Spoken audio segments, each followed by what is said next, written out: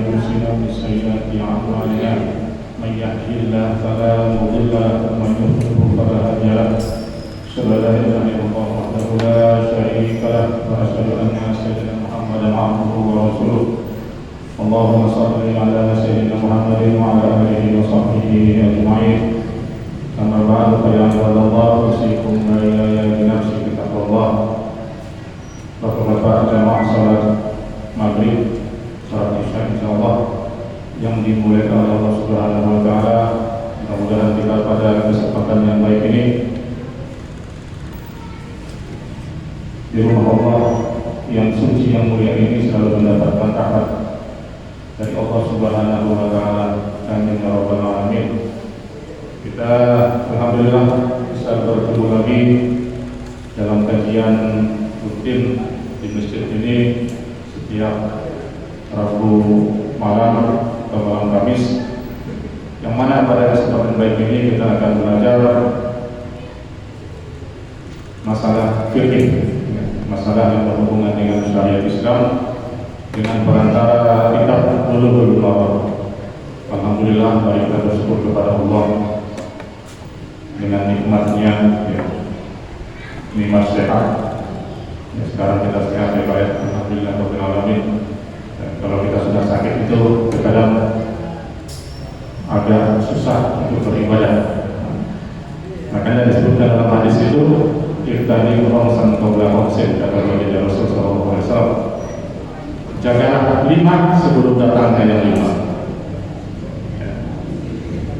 5. Jagalah sehatmu sebelum datang saqammu, sehatika qabla saqamika. Karena bagaimanapun kalau kita sakit itu ya kita tidak bisa ke masjid, kita tidak bisa mengikuti taklim, kita tidak bisa beribadah yang lain. Hanya makanya dengan nikmat sehat ini kita pergunakan dengan sebaik-baiknya. Alhamdulillah rabbil alamin.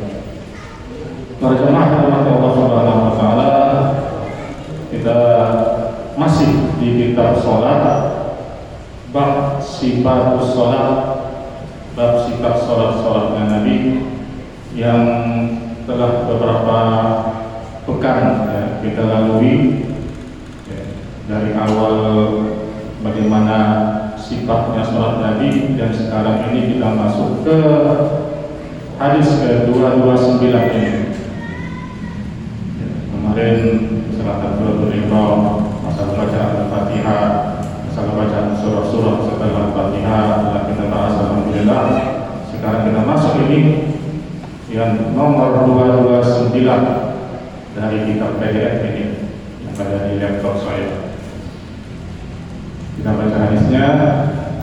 Wa an Aisyah radhiyallahu ta'ala anha qala kana Rasulullah sallallahu alaihi wasallam yaqulu fi ruku'ihi wa sujudihi. Bahwasanya Rasulullah sallallahu alaihi wasallam yaqulu fi ruku'ihi, mengucapkan di dalam rukuknya dan sujudnya ucapan apa? Subhanakallahumma wa bihamdika Allahumma ighfirli. Subhanakallahumma wa bihamdika Allahumma ighfirli. Hadis riwayat muttafaqun alaih.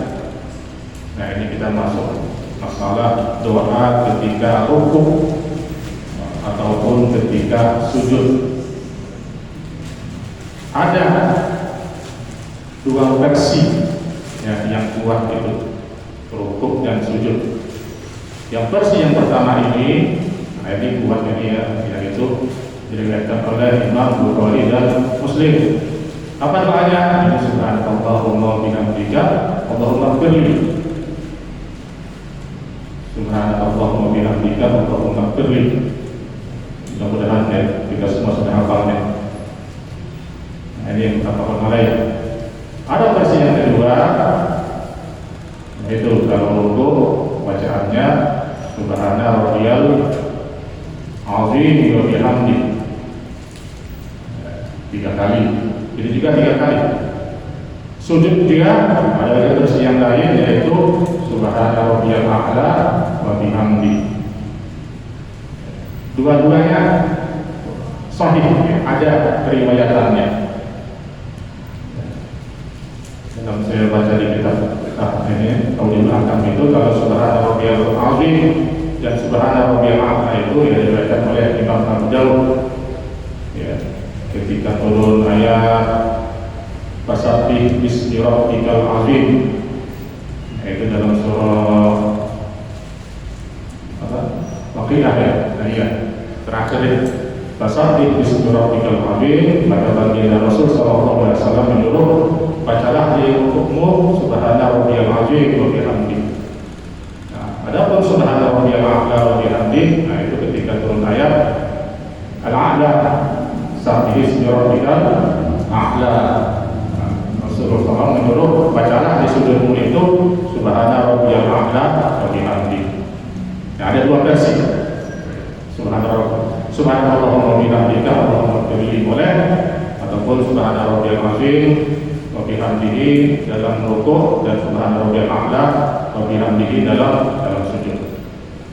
Begitu juga Muhammadiyah tarjihnya boleh memakai dua-duanya. Ya, boleh memakai dua-duanya. Nah, ini mungkin kita sudah paham di sini Pak ya.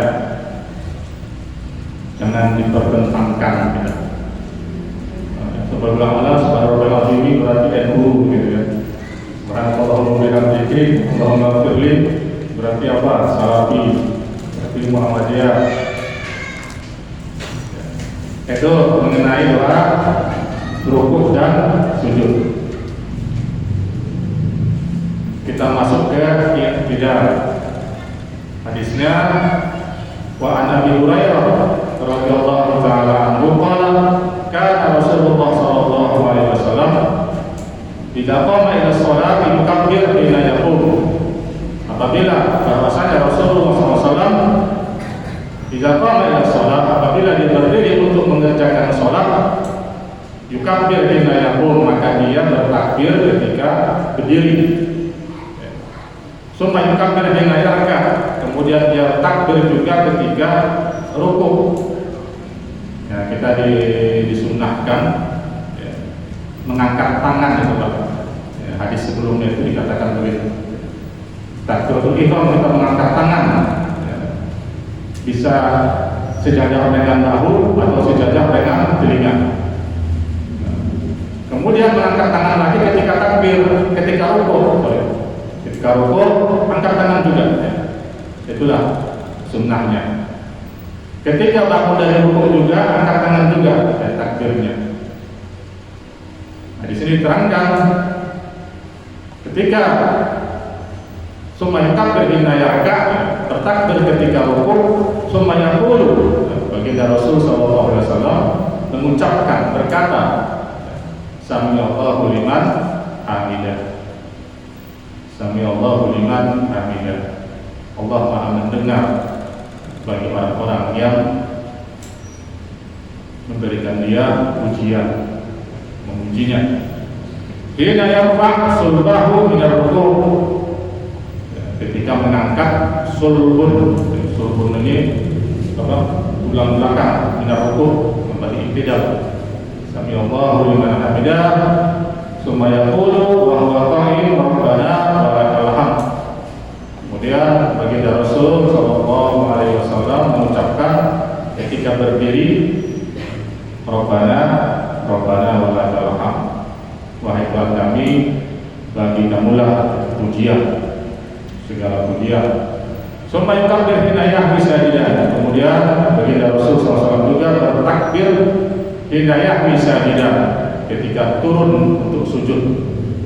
Yahwi yanzil, sujud juga bertakbir dan mengucapkan Allahu Akbar.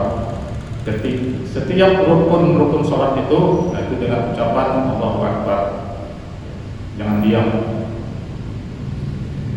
Supaya kabir hina yarfa' ra'sa, dan bertakbir juga baginda Rasul SAW ketika mengangkat kepalanya dari sujud. Supaya kabir hina yasjud, bertakbir juga ke sujud yang kedua kali. Berarti semuanya dia bertakbir, mengucapkan Allahu Akbar. Summa yukabbir hina yarfa.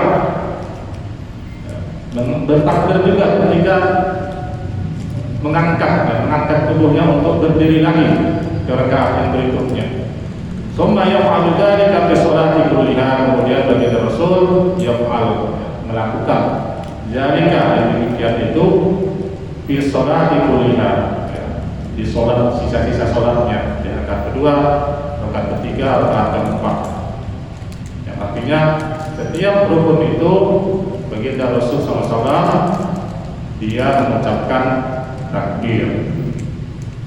Nah ini kadang-kadang yang maka kita ada kesalahan dari kita itu takbiratul ihram. Itu kan disebutkan kalau imam bertakbir, kita lanjut bertakbir, jangan menunggu. Kadang itu kawan-kawan Allahu Akbar kata imam, si makmum masih, walaupun dia sudah berdiri masih lama gitu loh. Apalagi siap-siap pakai maaf kata ya kawan-kawan yang dari tempat itu pakai usolli ya. Baru dia bersiap-siap baru usolli. Harusnya Allahu Akbar kata imam langsung makmum juga mengucapkan Allahu Akbar, mengangkat tangan. Jangan menunggu. Menunggu ini tergantung anak kecil anak kecil bermain dulu dia. Kalau sudah rukuk baru dia siap-siap mau rukuk. Itu kesalahan yang sering kita lakukan yang tidak sengaja. Imam muda Allahu Akbar baru kita siap-siap pakai usolli, kalau yang pakai usolli. Summa yaf'alu dzalika fi sholati kulliha wa yukabbir hina yaqum minas santaini ba'da julus. Nah, kemudian baginda Rasulullah SAW juga bertakbir ketika berdiri dari rakaat kedua setelah duduk. Setelah duduk apa ini? Rakaat kedua duduk tahiyatul awal bukan tahiyatul akhir. Misalnya sholat yang 3 rakaat, rakaat kedua itu dia duduk dan juga bertakbir setelah dia bangun dari duduk itu.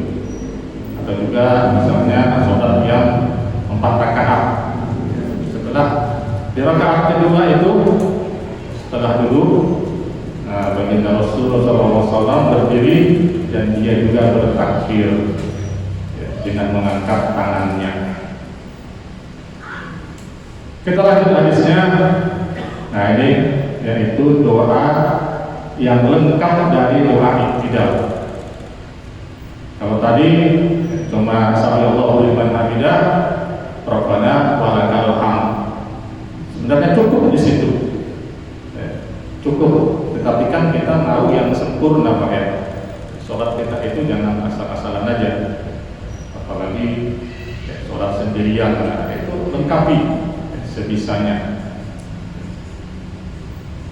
Hadis berikutnya wa an Abi Sa'id Al-Khudri radhiyallahu anhu qala kana Rasulullah sallallahu alaihi wasallam idza rafa'a ra'sahu min ar-ruku', bahwasanya baginda Rasul sallallahu alaihi wasallam ketika mengangkat kepalanya dari ruku', iktidal maksudnya, beliau mengucapkan doa ini, Allahumma rabbana lakal hamd Bibus samawati wa bibul ardi wa bibul masyikta min sya'in ba'du. Nah itu ada, cukup di situ boleh. Mau panjang lagi, Abusana wal majdi hakuna wal abdu wa kullana laka abdu Allahumma la maya lima afaita wa la mu'tiya lima mana'ta wa la yanfa'u jal bingkal jal. Nah ini kalau kita mau yang panjang, misalnya sholat sendiri ya kan, sholat tahajud yang silakan. Ya ini Allahumma rabbana lakal hamdu, ya Allah banyak kaulah segala pujian di samawati wal ardh, seluas ataupun ya seluas langit dan bumi, mali ya. Wabil umma syi'ta min syai'in ba'du, dan seluas apa yang engkau kehendaki min Sa'id ba'du dan setelahnya. Ahlus sana'i wal majid, Engkaulah yang maha yang harus diberikan pujian. Aku naqol abdu, sesuatu yang lebih berhak dikatakan oleh seorang hamba.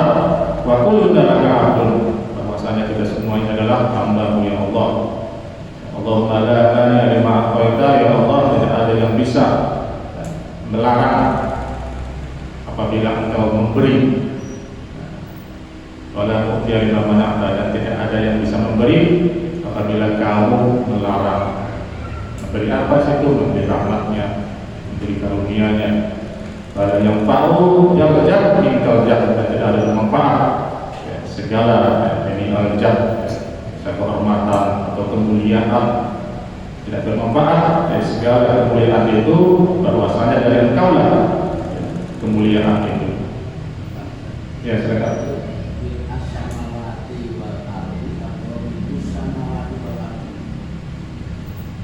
Allahumma rabbana wa lakal hamd bil us. Ya, ini salah ketik kali. Ya, tidak ada yang, kalau kita lihat dari nahwu di sini, ya, dia tidak ada yang membuat dia bil us. Nah, ini kan sifat dari alhamdu ini. Ya, Allahumma rabbana wa lakal hamd bil us samawati wa bil ardi. Maaf, mungkin tulisannya salah. Sambil masih kami Sa'id ba'du, ahlus sana'i wal majdi. Juga nih, ahlus sana'i yang bukan ahlan. Mungkin ada Ustaz apa tadi Mahfud, ya, mungkin kalau salah saya kalau koreksi bil us ini dia. Tidak ada yang membuat dia fathah ya kan. Tidak ada yang membuat dia masuk. Ahakum aqwal abdu wa kullu laka abdun, Allahumma la ilaha illa anta wa la mu'tiya lima mana'ta wa la yanfa'u jaljan minkal jad. Nanti kalau panjangnya, kalau kita ada imam ya jangan dibaca panjang begini ya, nanti jamaah kita kurang ini gitu, ini panjang sekali gitu kan. Cukup sampai tadi berapa? Belum masih kita bisa waktu. Kalau kita juga jamaah makmum ya jangan juga terlalu panjang, takutnya imamnya sudah Allahu Akbar, kita masih membaca ini gitu. Boleh kita baca ini kalau kita hafal di surat-surat kita sendiri, baik surat Qabliyah, Ba'diyah, surat Tahajud, surat apapun namanya, lebih panjang lebih baik. Nanti juga doa Pak ya. Selanjutnya hadis kedua 32. Wa an Ibnu Abbas, Abdullah bin Abbas radhiyallahu anhu qala Rasulullah sallallahu alaihi wasallam, dari Abdullah bin Abbas ya, berkata qala Rasulullah sallallahu alaihi wasallam, bersabda Rasulullah sallallahu alaihi wasallam, umirtu an asjuda ala sab'ati a'zam, saya disuruh umirtu saya disuruh an asjuda untuk bersujud ala sab'ati a'zam ya, di atas tujuh apa ini a'zam? A'zam itu ya tulang ya, atau anggota tubuh. Tujuh a'zam, 7 anggota tubuh. Apa pertama? Al-jabhah. Jabhah ini jidat. Tapi wa asyara bi yadihi ala anfihi. Ya, Rasulullah sallallahu alaihi wasallam asyara bi yadihi, menunjuk ke hidungnya. Ya, berarti jidat sama hidung. Ini ya. 7 anggota sujud itu yang pertama adalah jidat sama hidung. Wa asyara bi yadihi ala anfihi. Wal yadaini, 2 tangan.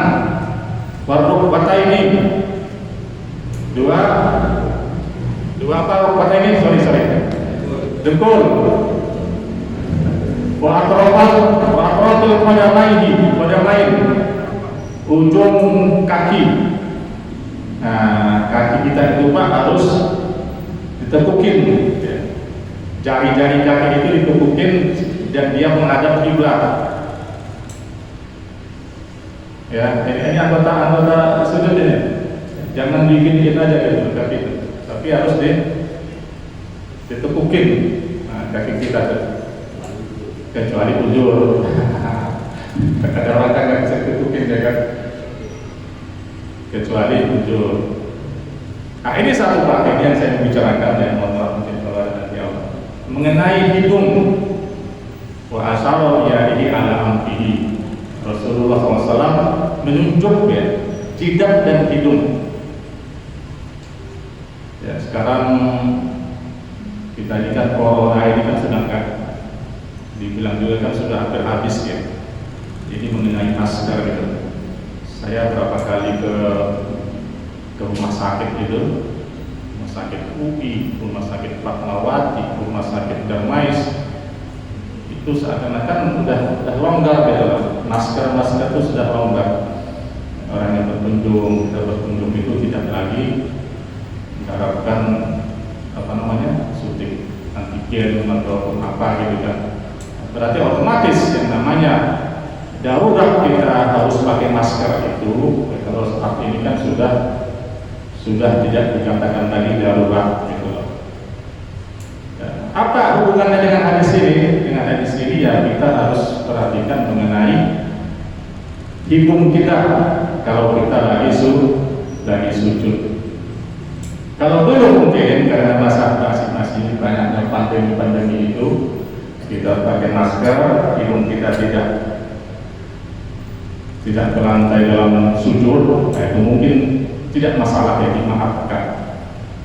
Tetapi kalau sekarang ibaratnya karena kita sudah juga bebas begini ya kan, kecuali nggak bebas ya kalau kita kan dulu ini takut ya, dulu kan begitu Pak ya, lagi masa-masa pandemi itu, wah langsung kena, langsung positif, langsung apa gitu kan. Terus sekarang kan sudah bebas. Ada hadis Nabi yang mengatakan ya, bahwa 7 anggota sujud itu termasuk dengan hidung.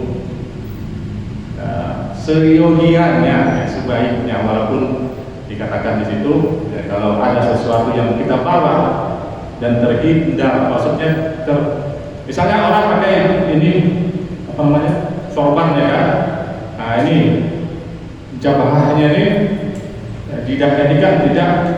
tidak langsung ke tanah.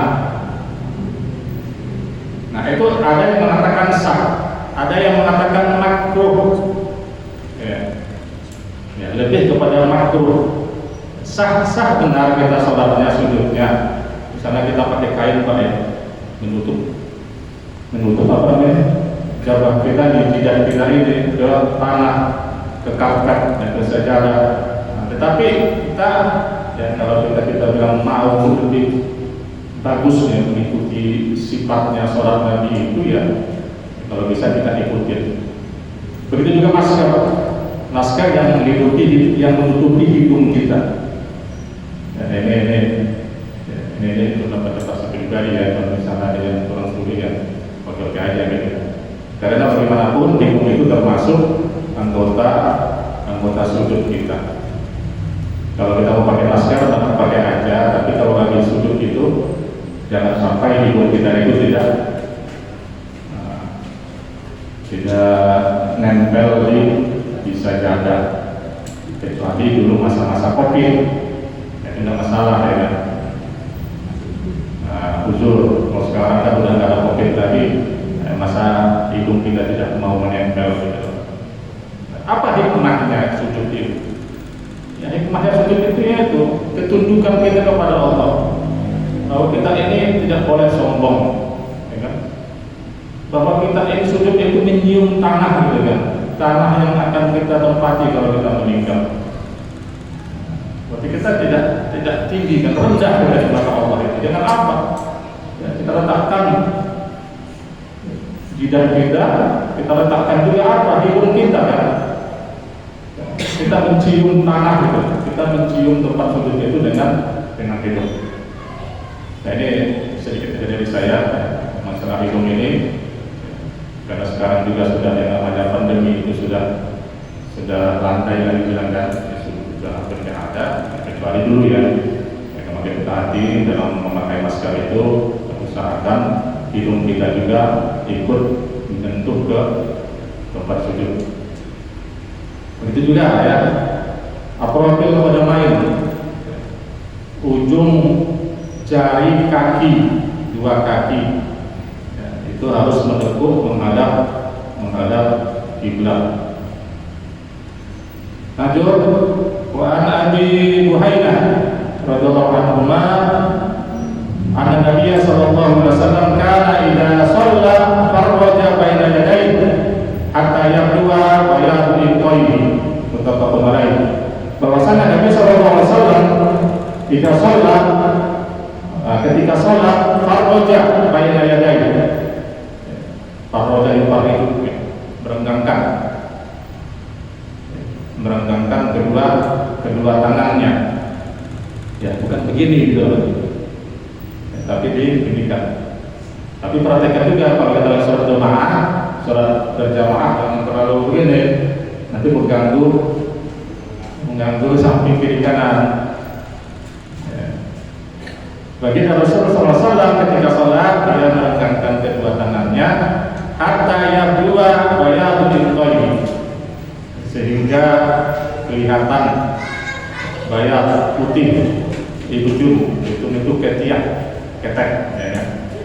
Pada suatu waktu benar Rasulullah SAW sholat mungkin pakai jubah yang longgar gitu kan, tangannya dia sholat begini dan kelihatan ya, putihnya keteknya baginda Rasul Sallallahu Alaihi Wasallam. Ini yang memaknai yang bisa kita pelajari berarti sujud itu adalah merenggangkan tangan, bukan mengapit gitu, tetapi direnggangkan tangannya. Tapi juga harus kita perhatikan ketika kita sholat berjamaah jangan sampai mengganggu kiri kanannya. Lanjut, wa an Al-Barra bin Azib radhiyallahu anhu qala Rasulullah SAW, bersabda Rasulullah SAW dari Barra bin Azib, idza sajadta fadh kaffaika warfa' birfaqaika. Apabila kamu sujud, fadh, letakkan kafun, dua telapak tangan. Nah, itu ya. Ketika kita sujud, baginda Rasulullah SAW menyuruh kita meletakkan kedua telapak tangan kita, warfa' birfaqaika, dan mengangkat siku. Siku tidak boleh diletakkan ke lantai, harus diangkat. Nah, itu seperti binatang namanya dalam hadis kemarin itu, kalau siku kita ini ditaruh di lantai. Kadang ada orang begitu ya, mungkin dia ya jarang ngaji kali ya. Ada kadang begitu dia malas gitu orang itu. Siku ini taruh di lantai, itu nggak boleh, dilarang ya. Ini hadis berikutnya juga mengenai sujud. An Wa'il bin Hujr radhiyallahu anhu, dari Wa'il bin Hujr radhiyallahu anhu anna Nabiy sallallahu alaihi wasallam idza raka'a farraja baina asabihi. Baginda Rasul sallallahu alaihi wasallam apabila rukuk dia merenggangkan baina asabi ini jari-jari tangannya. Ya. Kalau rukuk direnggangkan jari-jari tangan kita yang merukuk, yang memegang ini dengkul. Wa idza sajada, apabila sujud, dhamma asabi'ahu. Dhamma itu dirapatkan. Ya, dirapatkan di tanah itu. Tempat sujud. Apabila rukuk direnggangkan, apabila sujud dirapatkan. Nah, ini sekecil ini ya Pak ya. Kalau kita ibaratkan mengatakan bahwa kita cinta Nabi Sallallahu Alaihi Wasallam, sedapat mungkin kita ikuti.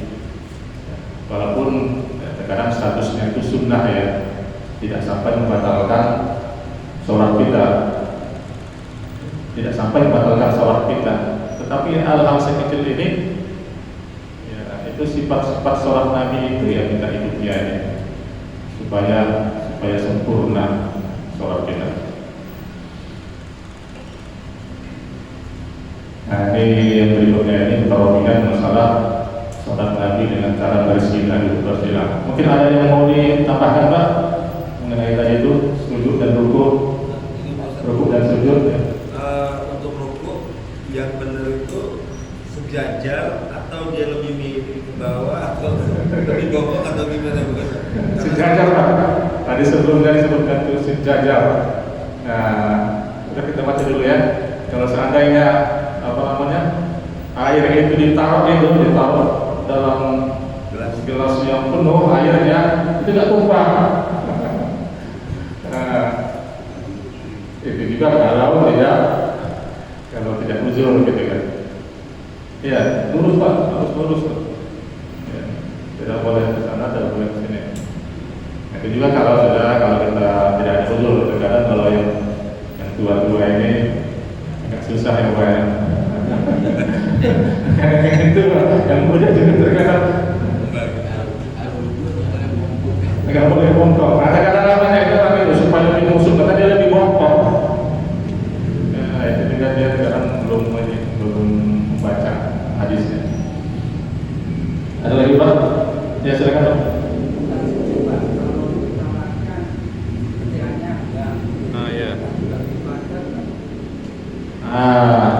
Bagaimana wanita katanya? Nah itu beda dengan laki-laki. Ya, si baca hadisnya itu dia harus lebih mengapit gitu loh. Nah, kenapa lebih mengapit? Ya mungkin ada yang dijaga sama dia supaya jangan goyang kali ya. Itu kali Pak ya. Nah kalau perempuan beda kan ya. Saya baca hadis itu nggak begini kalau perempuan, tapi dia lebih mengapit gitu loh.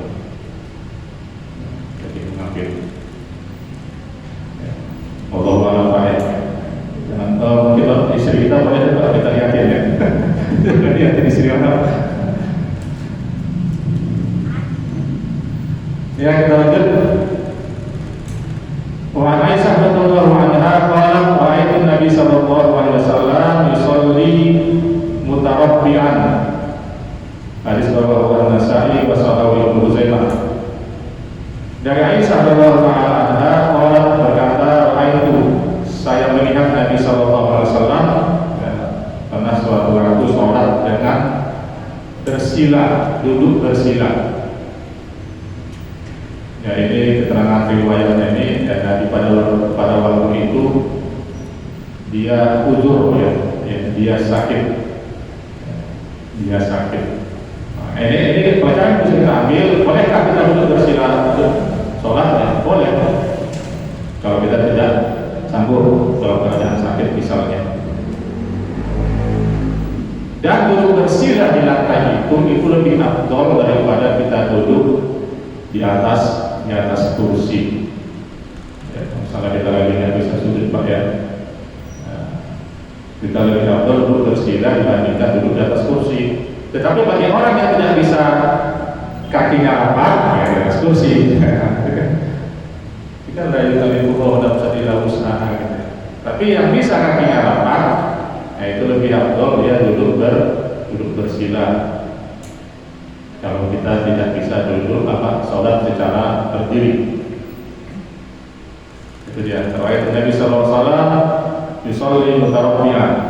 Saya melihat baginda Nabi sallallahu alaihi wasallam pada suatu waktu sholat dengan cara duduk bersila. Inilah sholat itu. Sholat itu bagaimanapun keadaannya. Berdiri, tidak bisa berdiri, duduk bersila. Tidak bisa duduk bersila, duduk di atas kursi. Tidak bisa juga duduk dengan sholat secara berbaring. Ya, mungkin yang pernah sakit, pernah merasakan itu ya. Termasuk saya kemarin itu ya, duduk kita berbaring. Ya, anak saya suruh walaupun misalnya dia tidak bisa tayamum, kita tayamumin. Tidak bisa juga tayamum karena kondisinya dengan fatal mana. Udah sholat aja tanpa tayamum. Ya kan orang-orang yang di ICU itu Pak, itu nggak bisa lagi kita tayamumin ya kan. Gimana kita tayamumin? Duduk sholat aja sebisanya, dengan hati, dengan ucapan, dengan apapun yang diingat sama dia. Itulah ibadah sholat ini adalah ibadah yang sangat mulia. Jangan sampai kita masih sehat ini meninggalkannya. Anak-anak muda, ini kan, jangan sampai meninggalkan sholat. Karena bagaimanapun kewajiban sholat ini dalam posisi apapun kita, ini dia. Sesakit apapun kita itu tetap wajib kita sholat. Ini sedikit. Hadis berikutnya, hadis 238-237 an Ibnu Abbas, Abdullah bin Abbas radhiyallahu anhu, anna Nabi sallallahu alaihi wasallam kana yaqulu bainas sajdataini, bahwasanya Nabi sallallahu alaihi wasallam mengucapkan ketika duduk di antara dua sujud, Allahumma ighfirli warhamni wahdini wa'afini warzuqni. Nah ini ada redaksi macam-macam ini, doa di antara dua sujud ini. Di antara dua sujud. Menurut Bulughul Maram ini, doa di antara dua sujud diterangkan di sini wa arba'ah, diriwayatkan oleh imam yang empat, Abu Dawud, Tirmidzi, Nasa'i dan Ibnu Majah. Illa Nasa'i, kecuali Nasa'i. Wal lafzu Abu Dawud, dan lafaz redaksinya ini dari Abu Dawud. Wa sahhahu al-Hakim, dan disahihkan oleh Imam al-Hakim. Allahumma ighfirli warhamni wahdini wa'afini warzuqni. Ini banyak redaksinya. Ada Allahumma ighfirli warhamni wajburni warzuqni warfa'ni juga. Wa'fu'ani terakhir. Tapi nggak pakai Allahumma, tapi Rabbighfirli warhamni wajburni warfa'ni warzuqni wahdini wa'afini wa'fu'ani. Ada delapan. Kalau Muhammadiyah itu gimana? Allahumma firli warhamni wajburni wahdini warzuqni. Allahumma firli warhamni wajburni wahdini warzuqni. Itu saya baca di buku tarjim itu. Demikian. Semuanya ada riwayatnya, Pak. Semuanya ada riwayatnya. Nah, ini riwayat yang empat imam dan disahihkan oleh Al-Hakim. Ya. Kalau yang Muhammadiyah tadi itu riwayatnya Tirmidzi di situ disebutkan. Allahumma warhamni wajburni wahdini warzuqni. Allahumma warhamni wahdini wa'afini warzuqni. Mau yang lebih singkat boleh. Allahumma cukup. Nah, tapi sekali lagi, ini doa yang sangat mulia sekali kan. Di dalam sholat itu doa-doa itu kita panjatkan ya sangat mulia sekali. Kalau kita sambung dengan ini, Allahumma ighfirli, ya Allah ampunilah aku, warhamni, ya Allah berilah rahmat kepadaku, wahdini, ya Allah berilah hidayah kepadaku, wa'afini, ya Allah maafkanlah kesalahanku, warzuqni, ya Allah berilah rezeki kepadaku. Mana yang lebih kuat? Nah, lebih kuat ya antara ini sama yang tadi versi Muhammadiyah itu, Tirmidzi. Yang panjang tadi boleh aja. Boleh aja. Rabbi firli warhamni wajburni warfa'ni wahdini wa'afini wa'fu'ani. Kenapa? Wa'fu'ani ya kesehatan. Wa'afini maafkan aku, wa'fu'ani wa'afini maafkan aku, wa'fu'ani ya berilah aku kesehatan. Nah itu dia.